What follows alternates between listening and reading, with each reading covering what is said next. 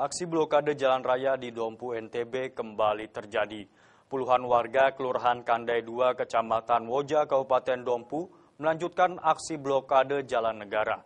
Hal itu dilakukan sebagai bentuk kekecewaan warga atas sikap KPU daerah Kabupaten Dompu yang tidak menindaklanjuti surat yang dilayangkan warga setempat terkait adanya kecurangan dalam pemilihan legislatif pada 9 April 2014 lalu.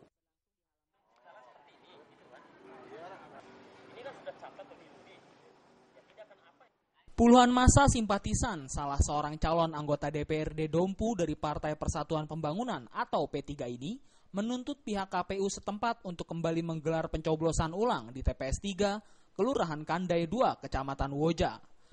Massa menilai seorang anggota KPPS setempat ditemukan mengintimidasi sejumlah warga yang melakukan pencoblosan dalam bilik suara pada pemilu legislatif beberapa waktu lalu. Akibat blokade tersebut, kendaraan roda 2 maupun roda 4 terpaksa melewati jalan alternatif. Warga juga mengancam akan melakukan tindakan anarkis pada anggota KPPS dan PPK jika tuntutan pemilu ulang tidak dipenuhi. Kapolres Dompu AKBP Purnama pada wartawan mengaku telah mengerahkan sebanyak 93 personil kepolisian dan BRIMOB ke lokasi blokade. Kapolres juga berjanji akan memberikan pengamanan ekstra kepada KPPS dan PPK maupun pihak KPU terkait dengan adanya tuntutan serta ancaman warga yang menuntut pemilu ulang. Negosiasi dengan massa itu, ya, bisa 93 orang dikirim ke BRIMOB satu Pemdam. Pemberian keamanan itu, ya sampai seterusnya nanti lihat situasi. Jadi masing-masing rumah PPK dijaga tetap. Oh iya. Untuk menjaga kemungkinan terkait dengan ancaman warga, aparat kepolisian juga telah membuat pagar berduri di depan kantor Panwaslu Kabupaten dan kantor KPUD.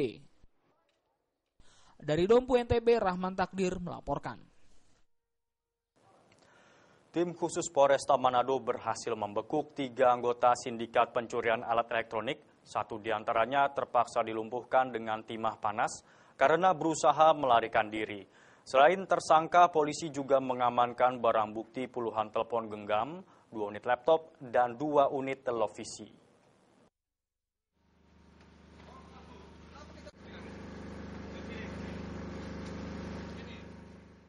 Tiga anggota sindikat pencurian alat elektronik bersama barang bukti Selasa siang digelar di ruangan reserse Polresta Manado. Sementara salah satu pelaku terpaksa ditembak polisi di kaki bagian kiri karena berusaha melarikan diri. Ketiga pelaku ini bernama Nandito Jufri, Novel Tamaroke, dan James Katiandago alias Vera yang adalah waria yang biasa dikenal mangkal di Taman Kesatuan Bangsa. Ketiga pelaku ini ditangkap Senin malam di sejumlah tempat berbeda oleh tim khusus Polresta Manado setelah melakukan pengembangan di beberapa lokasi tempat kejadian.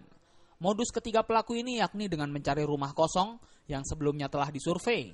Menurut AKP Dewa Made Palguna, Kasat Reskrim Polresta Manado menyatakan tim khusus Polresta Manado berhasil membekuk pelaku pencurian.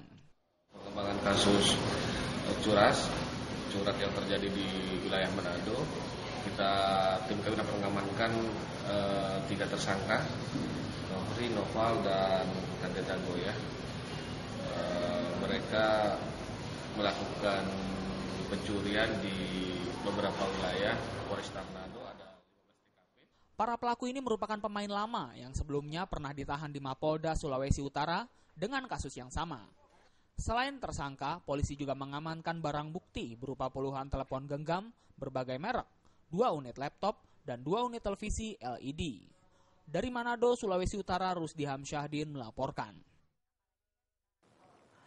Ketua DPP PDI Perjuangan Marwar Sirait mengatakan bakal calon presiden yang diusung partainya Joko Widodo atau Jokowi memerlukan calon wakil presiden yang tepat untuk menutupi kekurangannya.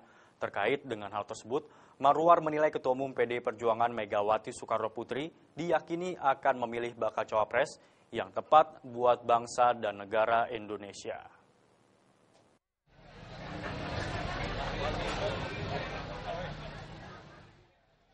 Partai Demokrasi Indonesia Perjuangan sampai saat ini masih menggodok calon wakil presiden pendamping Joko Widodo atau Jokowi.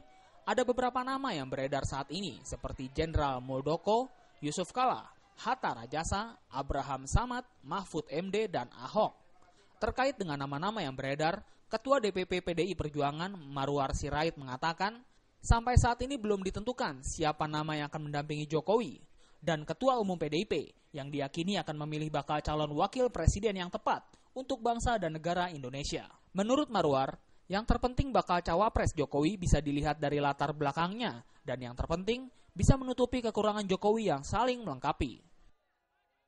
Tetapi dengan cara seperti itu kita mudah-mudahan yakin pada waktunya akan mantap wapres yang dipilih. Dan yang paling penting tadi, dia harus sehati, ya, sepikiran, bisa menempatkan diri sebagai wakil, ya, dia bisa menyelesaikan masalah bangsa, terutama masalah pemerataan ekonomi dan pemberantasan korupsi, dan juga dia bisa diterima ya oleh berbagai kalangan.